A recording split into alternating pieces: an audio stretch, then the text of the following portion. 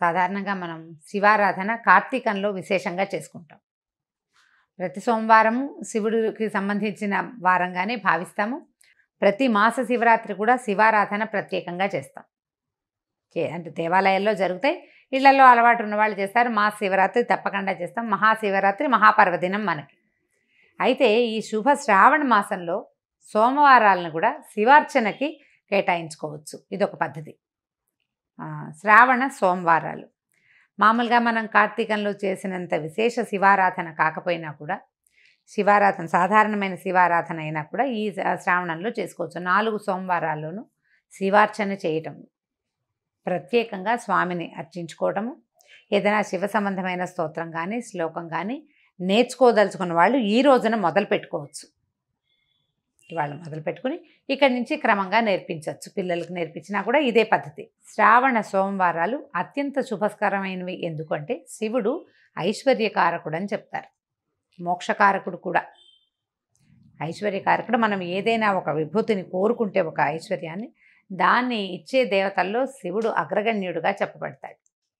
అటువంటి పరమేశ్వరుణ్ణి శ్రావణ మాసపు తొలి రోజునే అర్చించుకోగలగటం మన యొక్క అదృష్టంగా భావించి శివాలయ దర్శనం చేయగలిగితే సరే. ఉదయమే శివార్చన చేయలేకపోతే సాయంకాలమైనా సరే దేవాలయాన్ని దర్శించి దేవాలయంలో దీపారాధన చేయగలిగితే చేయటం. ఇక్కడ విశేషంగా ఈ మాసాల్లో దీపారాధన ప్రత్యేకంగా చెప్పబడలేదు.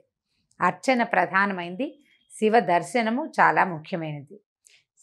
శివారాధనతోటి శ్రావణాన్ని కనుక ప్రారంభిస్తే మిగిలిన మాసం అంతా కూడా శుభప్రదంగా జరుగుతుందని అనిపిస్తూ ఉంటుంది. శ్రద్ధగా శివారాధన చేయండి. శివ సంబంధమైన ఒక్క శ్లోకాన్ని తీసుకోండి. 2 బిల్వదళాలు, ఒక చిన్న చెంబుతోటి నీళ్ళైనా శివుడికి సమర్పిస్తే కనుక ఈ అభిషేకం యొక్క ఫలితము ఈ శ్రావణ మాసపు తొలి రోజున చేయటం, శ్రావణ సోమవారం నాడు చేయటం వల్ల అది ఇతోధికమైన ఫలితాన్ని ఇస్తుందని చెప్పబడుతుందండి. చాలా దేవాలయాల్లో ఈ తిరుమలలో కూడా ఈ సోమవారం నాడు శివార్చన చేస్తారు. ఇదే విధంగా ఈ 4 సోమవారాలని తొలినాడు మనం లక్ష్మీ పూజ లేదా లక్ష్మీ అర్చన వాటిలలో హడావిడిగా ఉన్నా కూడా ఇంకొక 3 సోమవారాలు ఉన్నాయి కదా. మొదటి రోజు తర్వాత వారం వరుసగా వచ్చేటువంటి 4 సోమవారాల్లోనూ విధిగా శివాలయ దర్శనం చేయటం కూడా లక్ష్మీదేవిని అర్చించిన లాంటి ఫలితాన్నే ఇస్తుంది.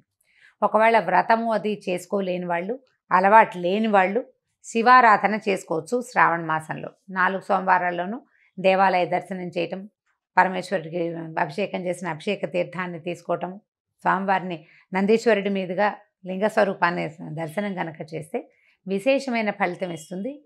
ఈ రోజుల్లో తీర్థయాత్ర కూడా చాలా ఫలితాన్ని ఇస్తుందని చెప్పబడుతోంది. కానీ మన పరిస్థితులంతా అనుకూలంగా లేవు కాబట్టి సమీపంలో ఉన్న ఏ శివాలయాన్నైనా దర్శించండి. అయితే మనం సాధారణంగా అందరూ చేసేదేనండి, మన ఊళ్ళో ఉన్న గుళ్ళని వాటిని వదిలిపెట్టేస్తాము, ఏదో ఒక గుడి చూస్తాం అంతే. సాధారణంగా యాత్రలకు వెళ్ళాలని భావిస్తాం. అలా కాకుండా మన ఊరిలో మనం అసలు చూడని శివాలయాలు ఏవైనా ఉన్నాయేమో కనుక్కొని అక్కడికి వెళ్ళి దర్శనం చేయండి. అది అమోఘమైన ఫలితాన్ని ఇస్తుంది. మనం ఉన్న ఊళ్ళో ఉన్నటువంటి దేవాలయాల్ని దర్శనం చేయకుండా మనం కాశీ రామేశ్వరం వెళ్ళినా కూడా ఫలితం లభించదు. ఇక్కడది చూడాలి తప్పకుండా. పరిసరాల్లో ఉన్నది శివాలయ దర్శనం చేయాలి. శ్రావణంలో తప్పకుండా ఒక శివాలయ దర్శనాన్నైనా ప్రయత్నం చేసి చూడండి. దీనివల్ల ఐశ్వర్యప్రదుడుగా ఉండేటువంటి పరమేశ్వరుని కటాక్షం తప్పక లభిస్తుంది. ఇప్పుడు మనకి ఆరోగ్యలక్ష్మి లేదు, చాలా అవస్థగా ఉంది. ప్రజల్లో చాలామందికి ధనలక్ష్మి ఇది కూడా లేక బాధపడుతున్న వాళ్ళు ఉన్నారు. అలాంటి వాళ్ళందరూ కూడా ఇలాంటి శివ దర్శనం చేస్తే తప్పకుండా ఫలితం లభిస్తుంది. సాధారణంగా మనం శివారాధన కార్తీకంలో విశేషంగా చేసుకుంటాం. ప్రతి సోమవారం శివుడికి సంబంధించిన వారంగానే భావిస్తాము. ప్రతి మాస శివరాత్రి కూడా శివారాధన ప్రత్యేకంగా చేస్తాం. అంటే దేవాలయాల్లో జరుగుతాయి, ఇళ్లలో అలవాటు ఉన్న వాళ్ళు చేస్తారు. మాస శివరాత్రి తప్పకుండా చేస్తాం. మహాశివరాత్రి మహాపర్వదినం మనకి. అయితే ఈ శుభ శ్రావణ మాసంలో సోమవారాలను కూడా శివార్చనకి కేటాయించుకోవచ్చు. ఇదొక పద్ధతి. శ్రావణ సోమవారాలు మామూలుగా మనం కార్తీకంలో చేసినంత విశేష శివారాధన కాకపోయినా కూడా, శివారాధన సాధారణమైన శివారాధన అయినా కూడా ఈ శ్రావణంలో చేసుకోవచ్చు. 4 సోమవారాల్లోనూ శివార్చన చేయటం, ప్రత్యేకంగా స్వామిని అర్చించుకోవటము, ఏదైనా శివ సంబంధమైన స్తోత్రం కానీ శ్లోకం కానీ నేర్చుకోదలుచుకున్న వాళ్ళు ఈ రోజున మొదలు పెట్టుకోవచ్చు. ఇవాళ మొదలు పెట్టుకుని ఇక్కడి నుంచి క్రమంగా నేర్పించవచ్చు. పిల్లలకు నేర్పించినా కూడా ఇదే పద్ధతి. శ్రావణ సోమవారాలు అత్యంత శుభస్కరమైనవి. ఎందుకంటే శివుడు ఐశ్వర్యకారకుడు అని చెప్తారు, మోక్షకారకుడు కూడా. ఐశ్వర్యకారకుడు. మనం ఏదైనా ఒక విభూతిని కోరుకుంటే, ఒక ఐశ్వర్యాన్ని, దాన్ని ఇచ్చే దేవతల్లో శివుడు అగ్రగణ్యుడుగా చెప్పబడతాడు. అటువంటి పరమేశ్వరుణ్ణి శ్రావణ మాసపు తొలి రోజునే అర్చించుకోగలగటం మన యొక్క అదృష్టంగా భావించి శివాలయ దర్శనం చేయగలిగితే సరే. ఉదయమే శివార్చన చేయలేకపోతే సాయంకాలమైనా సరే దేవాలయాన్ని దర్శించి దేవాలయంలో దీపారాధన చేయగలిగితే చేయటం. ఇక్కడ విశేషంగా ఈ మాసాల్లో దీపారాధన ప్రత్యేకంగా చెప్పబడలేదు. అర్చన ప్రధానమైంది, శివ దర్శనము చాలా ముఖ్యమైనది. శివారాధనతోటి శ్రావణాన్ని కనుక ప్రారంభిస్తే మిగిలిన మాసం అంతా కూడా శుభప్రదంగా జరుగుతుందని అనిపిస్తూ ఉంటుంది. శ్రద్ధగా శివారాధన చేయండి. శివ సంబంధమైన ఒక్క శ్లోకాన్ని తీసుకోండి. 2 బిల్వదళాలు ఒక చిన్న చెంబుతోటి నీళ్ళైనా శివుడికి సమర్పిస్తే కనుక ఈ అభిషేకం యొక్క ఫలితము ఈ శ్రావణ మాసపు తొలి రోజున చేయటం, శ్రావణ సోమవారం నాడు చేయటం వల్ల అది ఇతోధికమైన ఫలితాన్ని ఇస్తుందని చెప్పబడుతుందండి. చాలా దేవాలయాల్లో ఈ తిరుమలలో కూడా ఈ సోమవారం నాడు శివార్చన చేస్తారు. ఇదే విధంగా ఈ 4 సోమవారాలని తొలినాడు మనం లక్ష్మీ పూజ లేదా లక్ష్మీ అర్చన వాటిలలో హడావిడిగా ఉన్నా కూడా ఇంకొక 3 సోమవారాలు ఉన్నాయి కదా.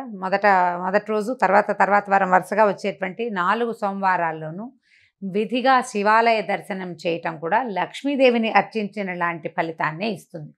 ఒకవేళ వ్రతము అది చేసుకోలేని వాళ్ళు, అలవాటు లేని వాళ్ళు శివారాధన చేసుకోవచ్చు. శ్రావణ మాసంలో 4 సోమవారాల్లోనూ దేవాలయ దర్శనం చేయటం, పరమేశ్వరుడికి అభిషేకం చేసిన అభిషేక తీర్థాన్ని తీసుకోవటం, స్వామివారిని నందీశ్వరుడి మీదుగా లింగ స్వరూపాన్ని దర్శనం కనుక చేస్తే విశేషమైన ఫలితం ఇస్తుంది. ఈ రోజుల్లో తీర్థయాత్ర కూడా చాలా ఫలితాన్ని ఇస్తుందని చెప్పబడుతోంది. కానీ మన పరిస్థితులంతా అనుకూలంగా లేవు కాబట్టి సమీపంలో ఉన్న ఏ శివాలయాన్నైనా దర్శించండి. అయితే మనం సాధారణంగా అందరూ చేసేదేనండి, మన ఊళ్ళో ఉన్న గుళ్ళని వాటిని వదిలిపెట్టేస్తాము, ఏదో ఒక గుడి చూస్తాం అంతే. సాధారణంగా యాత్రలకు వెళ్ళాలని భావిస్తాం. అలా కాకుండా మన ఊరిలో మనం అసలు చూడని శివాలయాలు ఏవైనా ఉన్నాయేమో కనుక్కొని అక్కడికి వెళ్ళి దర్శనం చేయండి. అది అమోఘమైన ఫలితాన్ని ఇస్తుంది. మనం ఉన్న ఊళ్ళో ఉన్నటువంటి దేవాలయాల్ని దర్శనం చేయకుండా మనం కాశీ రామేశ్వరం వెళ్ళినా కూడా ఫలితం లభించదు. ఇక్కడది చూడాలి తప్పకుండా. పరిసరాల్లో ఉన్నది శివాలయ దర్శనం చేయాలి. శ్రావణంలో తప్పకుండా ఒక శివాలయ దర్శనాన్నైనా ప్రయత్నం చేసి చూడండి. ఇది దీనివల్ల ఐశ్వర్యప్రదుడుగా ఉండేటువంటి పరమేశ్వరుని కటాక్షం తప్పక లభిస్తుంది. ఇప్పుడు మనకి ఆరోగ్య లక్ష్మి లేదు, చాలా అవస్థగా ఉంది. ప్రజల్లో చాలామందికి ధనలక్ష్మి ఇది కూడా లేక బాధపడుతున్న వాళ్ళు ఉన్నారు. అలాంటి వాళ్ళందరూ కూడా ఇలాంటి శివ దర్శనం చేస్తే తప్పకుండా ఫలితం లభిస్తుంది.